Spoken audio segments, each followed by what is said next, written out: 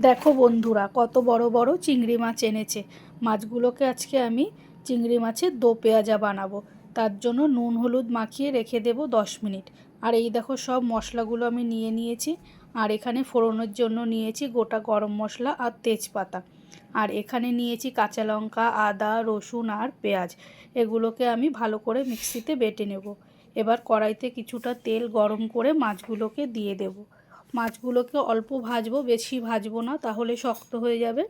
তো মাছগুলো ভাজা হয়ে গেছে, এবার তুলে নেব। এবার ওই তেলের মধ্যেই দেব আমি গোটা গরম মশলা আর তেজপাতা ফোড়ন।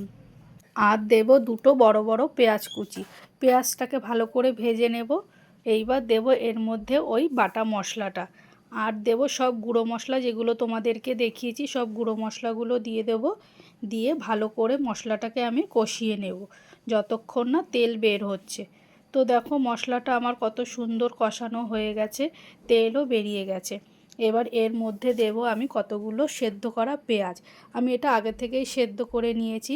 পেঁয়াজটা দিয়েও ভালো করে কষিয়ে নেব। আর দেব এখানে 200 গ্রাম মতন ফ্যাটানো টক দই। টক দইটা দিয়েও বেশ খানিকক্ষণ কষিয়ে নেব। আর এই পেঁয়াজটা খেতে খুব ভালো লাগে, তোমরা একবার এইভাবে করে দেখবে। এবার দেব এর মধ্যে আমি ভেজে রাখা চিংড়ি মাছ আর পরিমাণ মতন জল।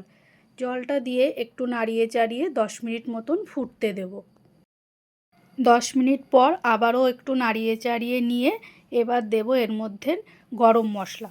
আর দেব 2 চামচ মতন ঘি। চিংড়ি মাছে ঘিটা দিলে বেশ ভালোই লাগে। তো আবারও একটু নাড়িয়ে চাড়িয়ে 10 মিনিট পর নামিয়ে নিলেই রেডি হয়ে যাবে আমার চিংড়ি মাছের দো পেঁয়াজা। তো বন্ধুরা, তোমাদের এই রান্নাটা কেমন লাগলো আমাকে অবশ্যই কমেন্ট করে জানিও।